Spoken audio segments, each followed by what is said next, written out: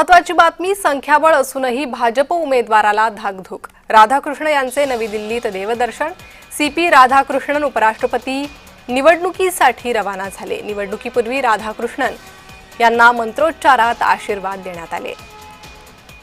तर आज उपराष्ट्रपती पदासाठी निवडणूक होते।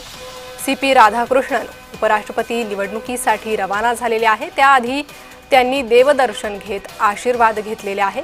मंत्रोच्चारात त्यांना आशीर्वाद देण्यात आलेले आहे। तर ही थेट दृश्य आहेत। उपराष्ट्रपती पदासाठी निवडणूक पार पडते आणि त्यासाठी पंतप्रधान नरेंद्र मोदी पोहोचलेले आहे। तर राष्ट्रीय लोकशाही आघाडीकडून या निवडणुकीसाठी मोर्चे बांधणी करण्यात आलेली आहे। पंतप्रधान नरेंद्र मोदी पोहोचलेले आहे। थोड्याच वेळात उपराष्ट्रपती पदाच्या या निवडणुकीसाठी मतदान होणार आहे।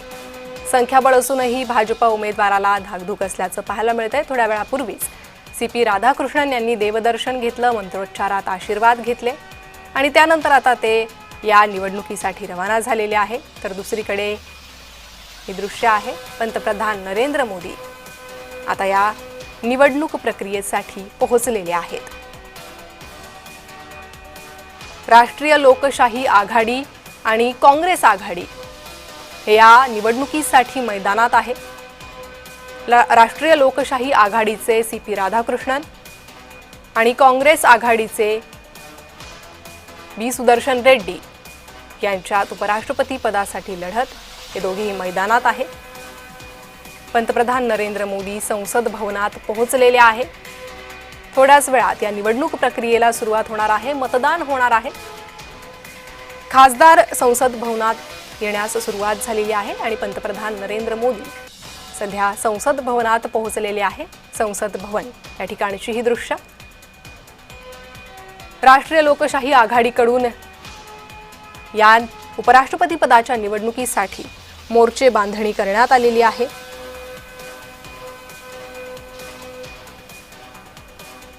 तर ऐनवेळी मित्रपक्षांच्या खासदारांनी क्रॉस वोटिंग केलं तर एनडीए अडचणीत येऊ नये यासाठी बिल्डिंग लावण्यात आलेली आहे। मोर्चे बांधणी भाजपकडून करण्यात आलेली आहे।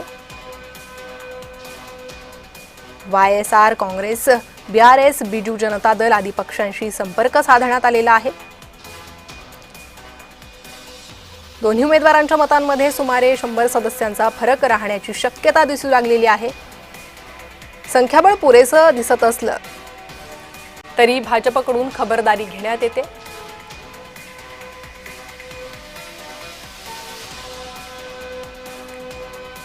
पंतप्रधान नरेंद्र मोदी आता या मतदान प्रक्रियेसाठी संसदेत पोहोचलेले आहेत। त्यावेळीच ही दृश्य। उपराष्ट्रपती पदाची निवडणूक शेवटच्या टप्प्यात आहे। थोड्याच वेळात मतदान होणार आहे। तर आज मतदान प्रक्रिया पार पडते। भाजप आणि काँग्रेस आघाडी मैदानात आहे। भाजपकडून सीपी राधाकृष्णन तर काँग्रेसकडून बी सुदर्शन रेड्डी हे या निवडणुकीत मैदानात आहे। उपराष्ट्रपती पदाची ही निवडणूक शेवटच्या टप्प्यात। पंतप्रधान नरेंद्र मोदी संसदेत पोहोचलेले आहे। काल भाजपकडून या निवडणुकी संदर्भात विशेष कार्यशाळेचं आयोजन करण्यात आलं होतं। खासदारांना मार्गदर्शन करण्यात आलं होतं। तर उमेदवार घोषित झाल्यापासूनच भाजपनं जोरदार तयारीला सुरुवात केली होती, मोर्चे बांधणीला सुरुवात केली होती। सुरुवातीला भाजपकडून बिनविरोध ही निवडणूक व्हावी यासाठी प्रयत्न झाले, मात्र अखेर काँग्रेस आघाडीकडून उमेदवार देण्यात आला।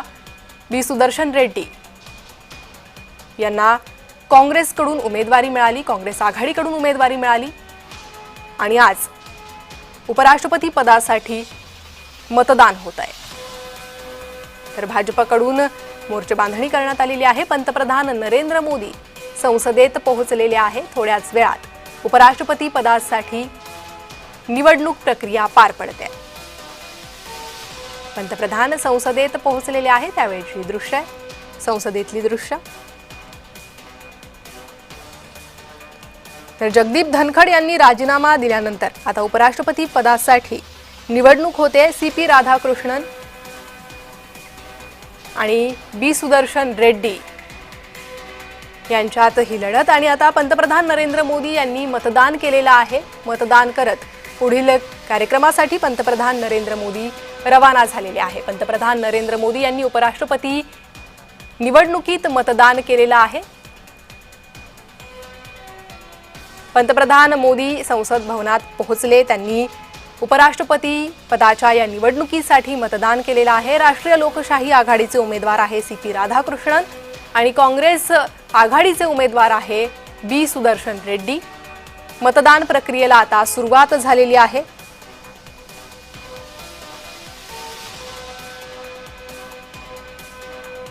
तर आज उपराष्ट्रपती पदासाठी हे मतदान होतंय। 17व्या उपराष्ट्रपती पदासाठी मतदान होतंय। एनडीएचे सीपी राधाकृष्णन आणि विरोधी पक्षाचे उमेदवार पी सुदर्शन रेड्डी यांच्यात लढत आहे। राष्ट्रपती पदानंतर उपराष्ट्रपती पद हे देशातील दुसरं सर्वोच्च संवैधानिक पद आहे। तर 17वे उपराष्ट्रपती निवडण्यासाठी आज मतदान होतंय। पंतप्रधान नरेंद्र मोदी यांनी मतदान केलेलं आहे। रालोआच्या वतीनं सीपी राधाकृष्णन आणि विरोधी पक्षांच्या उमेदवारीने पी सुदर्शन रेड्डी मैदानात आहेत।